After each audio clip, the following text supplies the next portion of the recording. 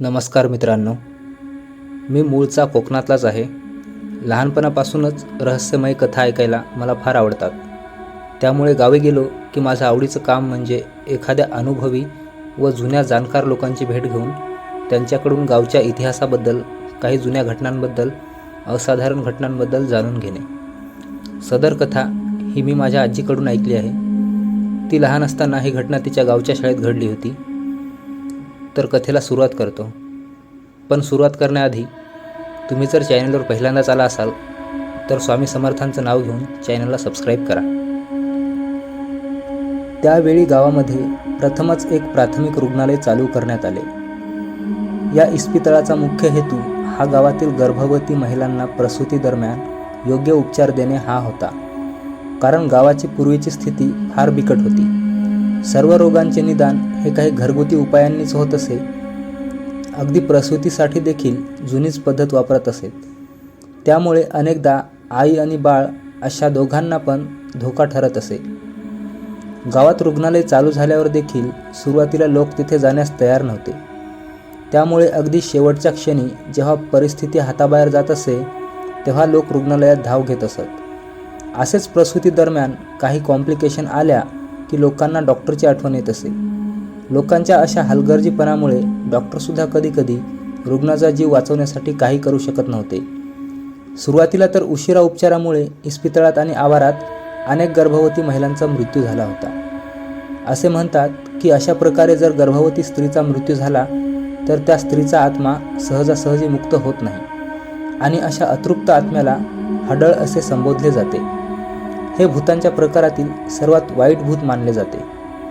असेच काही महिने उलटून गेले आणि मग रुग्णालयातील कर्मचारी आणि रुग्णांना रात्रीच्या वेळी विविध अनुभव येऊ लागले. कधी रडण्याचा आवाज तर कधी गुरगुरण्याचा. कधी तर रुग्णालयात ॲडमिट असलेल्या गर्भवती स्त्रियांना व नुकत्याच बाळंत झालेल्या स्त्रियांना अनेक भास होत असेत. असे काही जसे कोणीतरी त्यांना रागाने बघत आहे, कोणीतरी त्यांच्या बाळाला नेण्याचा प्रयत्न करत आहे. डॉक्टरसुद्धा तिकडे रात्रीच्या वेळी जाण्यास घाबरत असत. लोकांनी देखील तिकडे जाणे सोडून दिले होते. त्यामुळे अगदी वर्षभरातच ते रुग्णालय बंद करण्यात आले. असंच 5-6 वर्षे निघून गेली. गावातील कोणीही तिकडे जात नसे.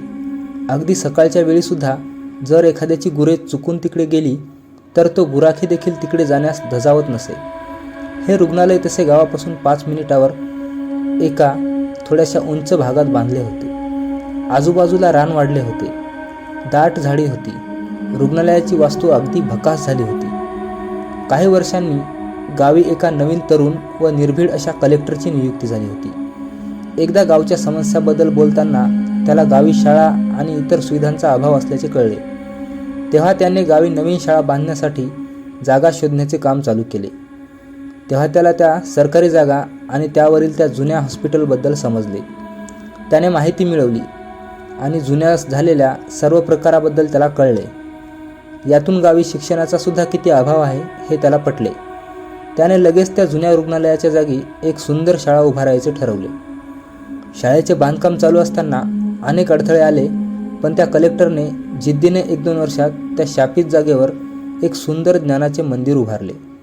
लोक सुरुवातीला आपल्या मुलांना तिकडे पाठवायला तयार नव्हते, पण नंतर कलेक्टरच्या अथक प्रयत्नानंतर आणि शिक्षणाचे महत्त्व पटवून दिल्यानंतर लोक आपल्या मुलांना शाळेत पाठवायला तयार झाले.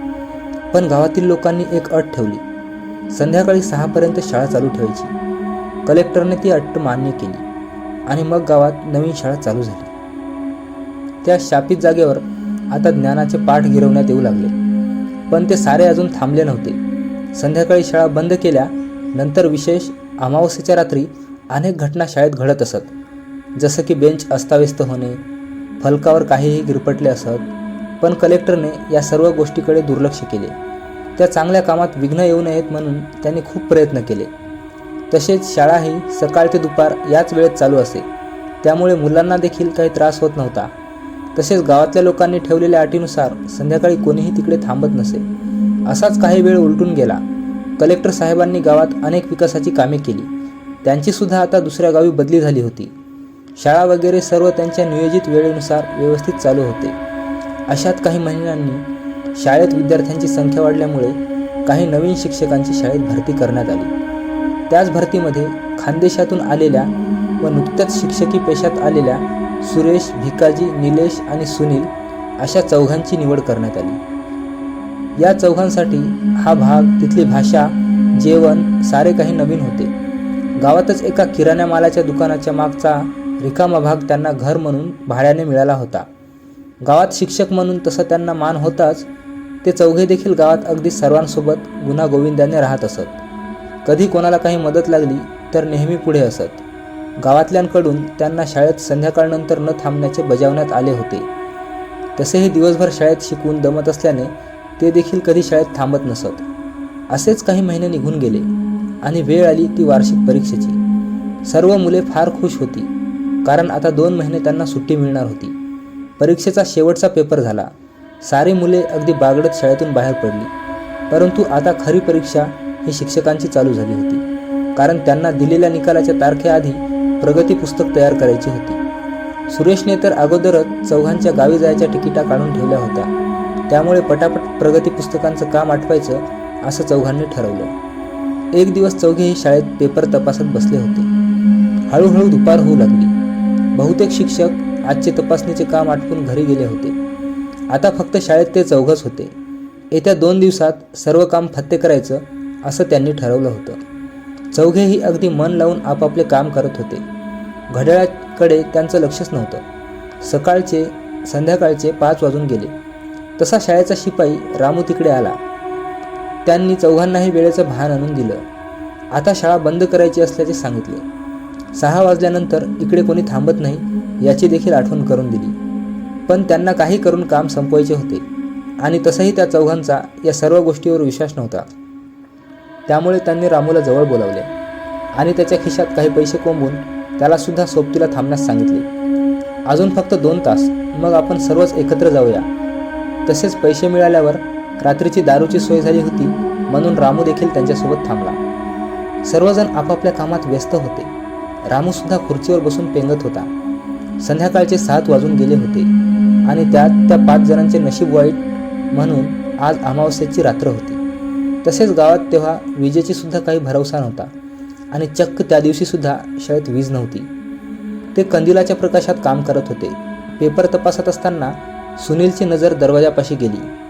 कोणीतरी एक बाई आपल्या छोट्या बाळाला कडेवर घेऊन काहीतरी खाण्यास मागत असल्याचे त्याला त्या बाहेरच्या काळोखात जाणवले.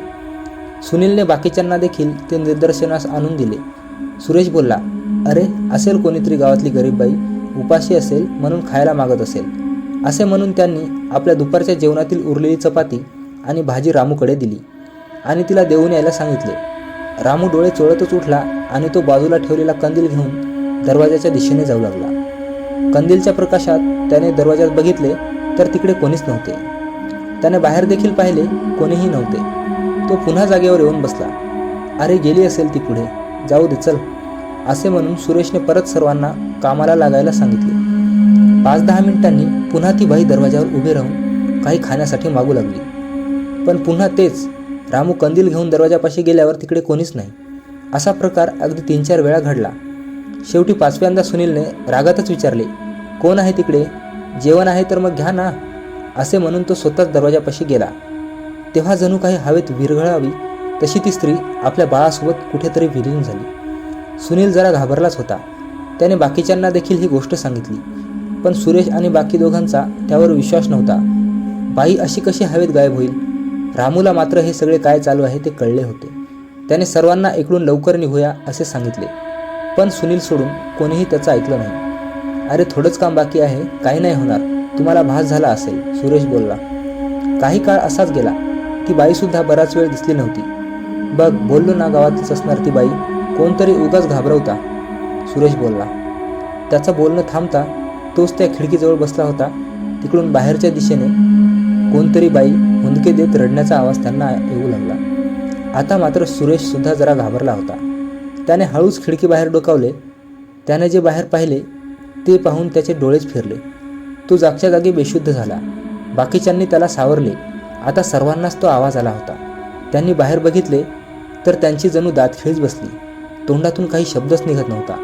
एक स्त्री बाहेरच्या झाडापाशी बसली होती आणि तिच्या हातात एक बाळ होते, पण त्या बाळाला फक्त धड होते, त्याला मुंडकेच नव्हते. मान खाली घालून ती नुसती रडत होती. हळूहळू आवाजाची तीव्रता वाढत होती. आणखी काही जणींचे रडण्याचे किंचाळण्याचे आवाज त्यांना येऊ लागले. बाहेर जे काही चालू होते ते बघून ते जागी स्तब्ध झाले होते. अचानक त्यांना बाजूने गुरगुरण्याचा आवाज येऊ लागला. त्यांनी पाहिले तर मगाशी बेशुद्ध झालेला सुरेश त्यांच्याकडे रागाने बघत होता. त्याचे डोळे पूर्ण सफेद झाले होते व तो वेगळ्या आवाजात नाही सोडणार असं सारखं बोलत होता. बिथरलेल्या अवस्थेतच त्या चौघांनी कोपऱ्यात लावलेल्या देवाच्या फोटोकडे धाव घेतली. तोच त्यांच्या मागे येणारा सुरेश पण खाली कोसळला. जणू आता काही आतच त्याच्या शरीरातून बाहेर पडले असावे असे त्यांना वाटले. त्याने क्षणाचाही विलंब न करता सुरेशला सावरत तिकडून पळ काढला. पाठीमागून अनेक रडण्याचे आणि किंकाळण्याचे आवाज येत होते, पण त्याने अजिबात पाठी न बघता थेट किराणा मालाचे दुकान गाठले. दुकानात पोहोचल्यावर 5ही जण तिकडेच खाली पडले. दुकानात असलेल्या काही गाववाल्यांनी त्यांना सावरले आणि पाणी दिले. कोणीही काहीही बोलायच्या मनस्थितीत नव्हते. 5ही जणांना कडकडून ताप आला होता. लगेच गावातील वैद्याला बोलवण्यात आले. दुसऱ्या दिवशी सकाळी जरा बरे वाटल्यावर त्यांनी गाववाल्यांना झालेल्या प्रकाराबद्दल सांगितले. सर्वजण त्यांच्यावर खूप रागावले होते, कारण इतकं बजावून सुद्धा संध्याकाळी 6 नंतर ते शाळेत थांबले होते. नंतर त्यांनी एक समजूत म्हणून गावातील पुजाऱ्याला बोलवले आणि त्या सर्वांवरून नारळ ओवाळून तो नारळ गावच्या वेशीच्या बाहेर टाकून दिला. काही दिवसांनी बरे वाटल्यावर आपले काम आटपून चौघेही आपल्या गावी निघून गेले.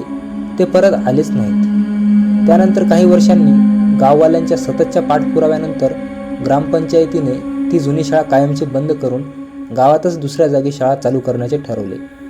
पुन्हा काही वर्षांनी तिकडे पोस्ट ऑफिस, त्यानंतर टेलिफोन ऑफिस चालू झाले होते, पण ते सुद्धा तिकडे फार काळ टिकले नव्हते. वर्षभराच्या आत ते सुद्धा बंद झाले आणि आता ती जागा अजूनही अशीच पडून आहे. कोणीही सहसा तिकडे जात सुद्धा नाही.